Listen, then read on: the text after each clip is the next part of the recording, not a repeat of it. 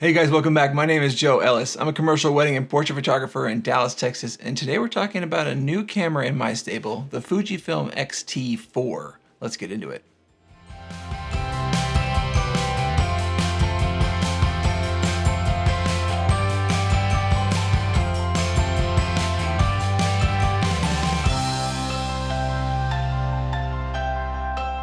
Okay, so for the last few videos I've released, I've been talking about the Fujifilm GFX100S, which is an absolutely amazing medium format digital camera that I've been shooting at a lot of my weddings and events, and I've been nothing short of astounded by its image quality and versatility. It's just been amazing. I can't believe how many assignments I can actually use a medium format camera on without it slowing me down. But right now the 102 megapixels are certainly a lot of data, and there are certain instances where a smaller format is going to work better. And so I've been testing and working with the Fujifilm Xt4 for the last number of weeks as well. And I want to go over the top 5 things I love about the Xt4 and maybe 5 areas of improvement that I like to see from the perspective of a wedding and portrait photographer. So let's get into it. The first thing I want to talk about is image quality. The 26 megapixel APS-C sensor in a Fujifilm Xt4 is certainly punching above its weight here. It's doing a great job in terms of detail, high ISO, and anything you throw at this camera, it's going to do a great job. Certainly no issues delivering this to any of my clients for weddings and portraits, and it certainly can be used in any situation that you want to throw it into. So image quality is a huge bonus for sure. Now, of course, it's not as detailed as a Fujifilm GFX camera, but I certainly have no qualms printing, using, delivering the images from an Xt4. So far, the 23mm, 56mm combo of lenses on this camera as a wedding photographer has been specifically outstanding. And I know that that is a combo that Fuji photographers have been loving for years, but for me, that sort of 35-85 field of view equivalent is certainly a great combination for what I do as a journalistic wedding photographer, and I couldn't ask for better performance from either of those lenses and this camera body. Number 2. The switch for changing from stills to video is simply outstanding. Underneath the shutter speed dial here is a little flip switch that goes between stills and video, and what is really great about that is that all of the things that you want to have set for video are sticky to the video mode and then sticky to the stills side. So if you have a shutter speed and aperture set differently for your stills and you flip over to video, for example, it's going to use the video settings and not the stills settings. I don't know why it's taking so long for manufacturers to figure this out, but Fujifilm has definitely gotten there, and it makes going between the two of them so seamless because you can move between stills and video without having to reset anything on the camera. Just flip the switch and you're ready to go. And that makes this one of the best hybrid cameras on the market, hands down, in my opinion. Number 3, the camera is so quiet. The mechanical shutter in this camera is already so quiet, and that is a huge bonus for wedding photographers. I, for one, never want to be the center of attention on a wedding day, especially when I'm doing intimate moments between family members, shooting ceremonies, things like that, and this is a camera that's going to help you do that. It is so quiet that if there's any sort of noise in a room, whether it's a ceremony or a getting ready room or whatever it is, anything like that will cover up the sound of this camera, and they won't even know that you're shooting photos. It's that quiet. And that's not even introducing the electronic shutter and lots of the other awesome features inside this camera. Just straight up mechanical shutter, sounds so good, it's so fast and so quiet. Number 4, the EVF in this camera is excellent. Looking through the viewfinder is actually much easier for me to tell if things are in focus with this camera than other cameras I've used in the past, and that's actually a huge win, because if you're at a wedding reception working in the dark and you've missed focus, even with, let's say, an f4 lens like the an ultra wide angle, if I can tell that something is out of focus, then I know to refocus the image. With a high resolution EVF like this, that's actually much easier to do, and that's a big win for me just in terms of any mistakes that I might be making. Number 5, focus tracking with continuous autofocus and wide area tracking and face detect.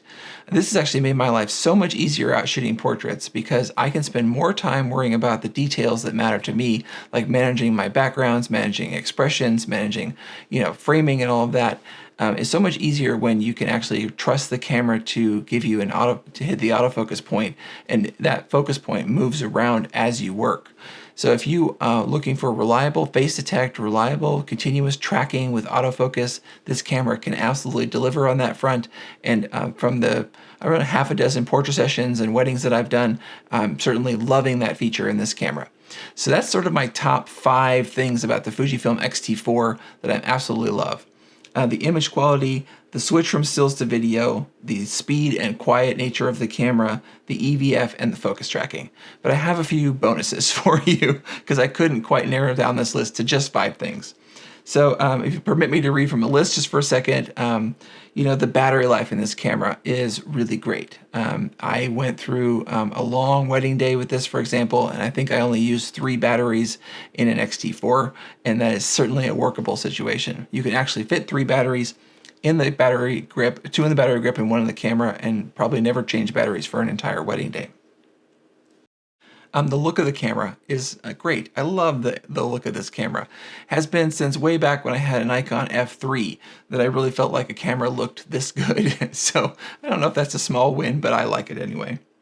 The dual UHS 2 card slots in the camera are very quick, and it leaves you never waiting for this camera. The clearance out of the buffer for everything that I do is nearly instantaneous, and that is actually a nice win. The extra grip, the battery grip, and the extra handle here on the camera is actually really great. If you have big hands like I do, the battery grip on this camera is certainly a must, and I like the extra purchase that this little piece here that is a part of the battery grip gives you when you're working long wedding days. The Q button and the My menu are actually really important and integral to working with this camera quickly. One of the things that I had to do when I went through and started setting this up for the way that I use it is actually turn off a bunch of the features that were mapped to buttons on the camera, because I didn't want anything on the camera to get tripped while I was using it and pull me out of being able to make a photo. So putting those things or having those things in the Q menu actually made accessing them just as fast as having a dedicated button in a lot of cases, and it kept things from being automatically changed if I was messing up and hitting the wrong button at any one time. So the Q button is certainly something that I think that everybody should get and use and customize with an Xt4, and that's been a great win for me.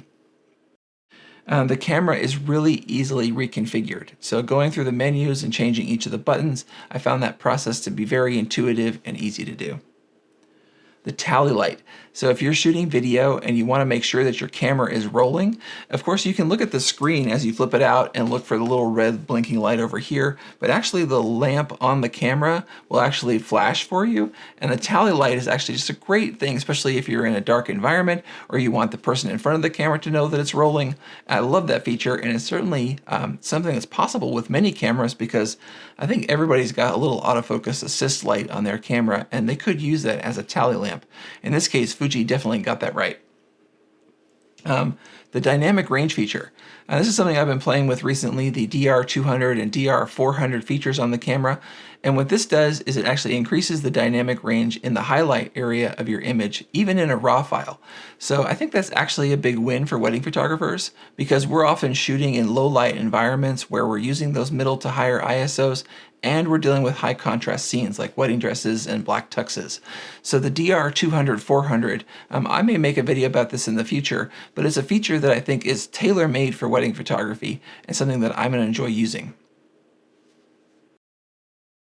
The Fuji color presets. So I'm using Lightroom, and I'll go in and use the presets, the camera matching presets in Lightroom, and I've actually really been enjoying those. But Fuji color in general has been awesome. And I know that RAW files, generally you can make them look any which way that you want, but I do find that the color profiles built into the camera look really great. And if I can replicate those in Lightroom quickly and easily with my RAW files, then that's so much the better. But there's been less tweaking overall with the color from Fuji, especially using those camera matching presets in Lightroom. The threaded cable release. This is one area where I really feel like if it's not broke, don't fix it. They put a threaded cable release on this camera, which means you can use the soft touch buttons on top and use a threaded cable release, and I think that's really cool and a great instance of where retro design is actually fully functional and a great way to go. Transferring images via Bluetooth. I know that everybody's mileage may vary here because everybody's got different cell phones and operating systems and whatnot. But on my iPhone 12 Pro, I find that the Bluetooth connectivity and the speed of transfer of images is absolutely fantastic. And then my double bonus, I have a double bonus for you today, and that is the Fuji Instax battery-operated printers. If you haven't seen one of these before, look it up. I'll put a link to one in the description. But they're small, compact printers that print out Instax prints, and you can print directly from the camera to the Instax printer. And as a wedding and portrait photographer, this is amazing because I can actually use these at events. I don't have to use my cell phone. I don't have to worry about that connection issue. And I can make a couple of prints for my clients which they can take and leave with at the wedding. And I think that's really cool. And of course, you can use your cell phone and go through that route if you want to, or if you need to edit an image.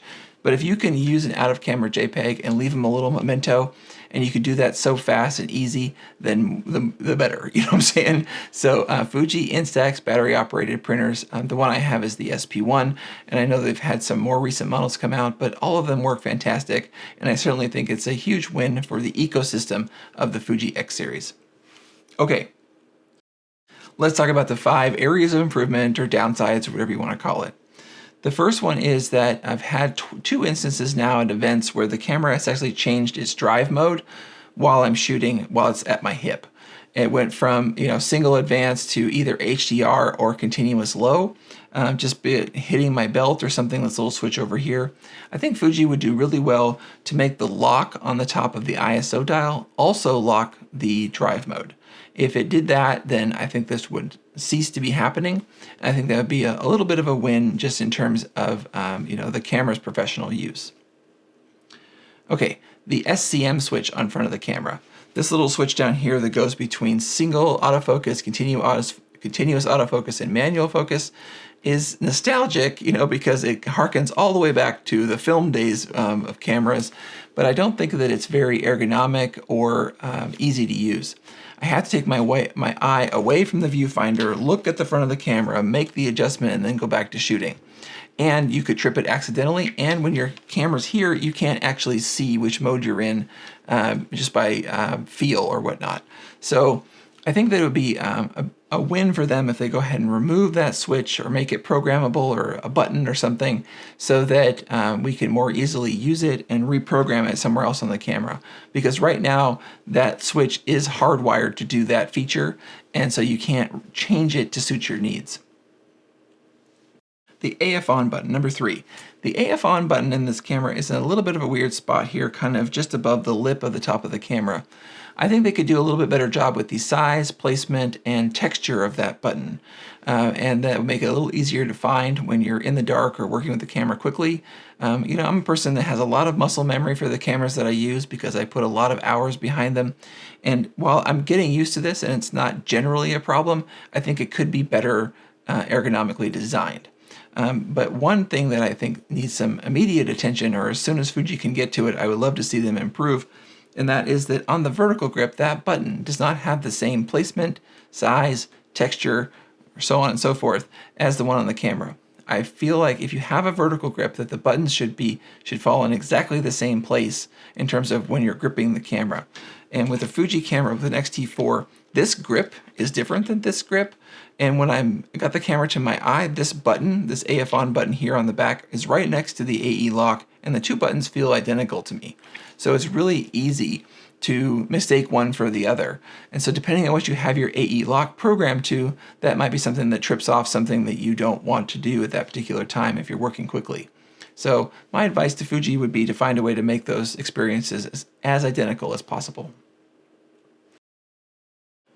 Okay, number 4. I'd really like to see the camera be able to go into what I call flash mode. And flash mode is where when you have a flash on camera and you turn it on, I want the exposure preview and white balance preview to be turned off, such that if I am underexposing the picture in front of me and using my flash as a main light, I want the camera to artificially boost the signal so that I can see in the dark and compose and focus my image. It's something that people use in the studio a lot. I use at wedding receptions a lot. I'll turn off exposure preview because I want to be able to see in the dark, knowing that my flash will actually make up for the fact that the picture is dark. I want that to be automatic, number one, when I turn the flash on. And number two, I really need there to be an indication in the viewfinder and on the LCD screen on the back of the camera that I have that engaged. Because it's really easy to radically underexpose or overexpose an image or two when you don't know that you've turned off your exposure preview. So I love to see that as a change on Fuji cameras for wedding photographers, because it's something that we do a lot. We're in a wedding reception and maybe I want to take an ambient light exposure and then I want to flip my flash on and I want to take a flash picture of something similar, or to my left or right or whatever it might be. So being able to do that quickly is something that would be really, really helpful. Number 5, the joystick on the back of an Xt4 isn't as ergonomic in its placement or in its sort of use as it is on the GFX 100S. I'd like to see that button get a little bit more, time in the engineering department for being a little bit more ergonomic, a little nicer feeling under the thumb, and I'd like the placement of it to be a little bit higher. I think it could actually switch places with the AE lock button, and then it'd be a little bit quicker to go between AF on and the joystick, which is something that I do a lot when I'm back button focusing. Okay, a couple of extras on the negative department. I don't know why there is a switch for the boost modes on the grip of the camera. It's not something that I change a lot. I don't like that it's hardwired. I don't like that it would be easily accidentally tripped, as those are settings that I think that can be relegated to a menu, since they're not something that I'm going to ride a lot while I'm photographing. If it is something you use a lot, then maybe it's awesome for you, but right now I can't see a great reason to have that be a dedicated hardwired switch. The lens release button on Fuji cameras is a little bit unique in that it's under the grip down here on the right-hand side of the camera. I find that that's a little bit harder to hit and use, and so it's something I'm getting used to, but for most cameras you'd find it over here on this side of the camera. For Fuji cameras it's on this side, and it's really tucked under there. So that's certainly been a little bit of a stretch and a little bit new sort of muscle memory for taking on and off lenses. And then the last sort of, extra bonus could use improvement is that Fuji makes a series of metal lens hoods for some of its best lenses, like the 23, 56, and, or not the 56, but lenses like this 35 f2 have these nice metal lens hoods. This vented one on the 35, I think, makes the lens look way better, more durable, and it's not included in the box. And so I think that Fuji should just go ahead and do what it needs to get this in the box, because it will overall improve the experience of Fuji users who wouldn't otherwise want to shell out an extra $50 for a lens hood. Okay, just briefly here, because I'll explore this more in another video, but in comparison to the GFX 100S, the Xt4, and the X series line, just to think about this a little bit from a wedding photographer's perspective, or maybe this is more just general use. But the GFX has sort of 3 things that right now to me are the biggest deal as to why I would pick this camera. The first one, of course, is resolution.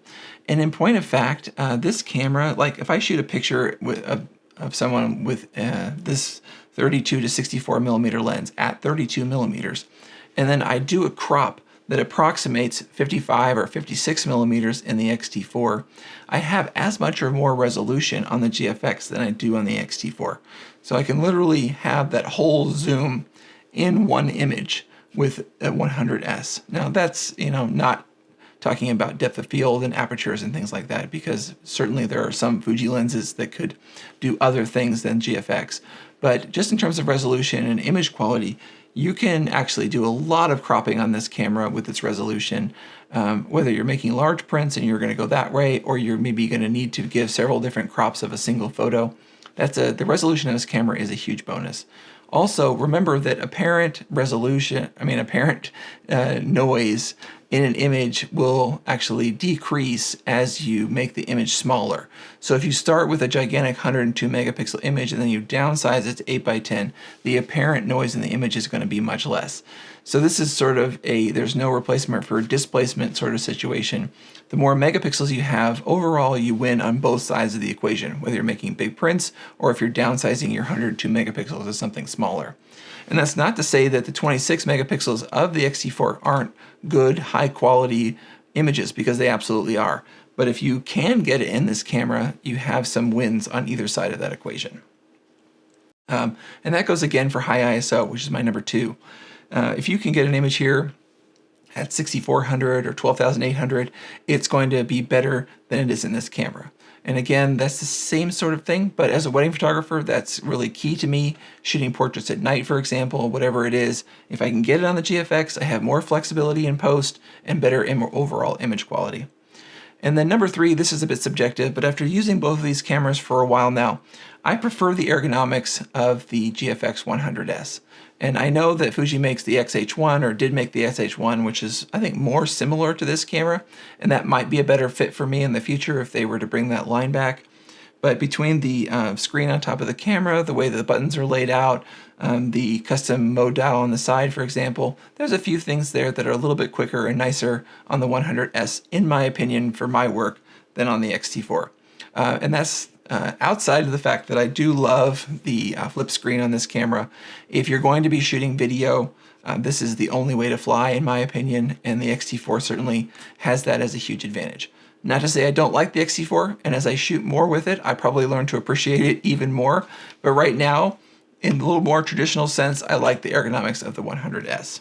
Okay, 3 pros of the Xt4. The first one, speed. Shot-to-shot speed, drive speed, blackout time. In every way that you can think of, the Xt4 is a bit faster than the 100S. And that is critical for a lot of things at a wedding. If you're shooting the first kiss, the walk out of the church, the first dance, a really important moment between two people where the expressions are moving quickly, you get more frames, you get them more quickly on an Xt4. And that's certainly something to think about. The lens line. The Fuji X series lens line is very well built out, has a lot of wonderful options, and if you need a 23-1.4, a 56mm 1.2, a 40 to 152.8, whatever lenses you need for your type of assignments, they're going to be there for you, and there's less of that in the GFX lineup. And that brings me to the third win for the Xt4 and the X series, and that is cost. For the cost of this camera body and a couple lenses, you can have a great deal more flexibility in an Xt4 and many more lenses for the same dollars or less. So I know cost is probably the number one thing that's going to drive the decision, but I love having both, and I love being able to use the 100S when it makes sense for it, and then having the Xt4s for when that speed and whatnot is really critical.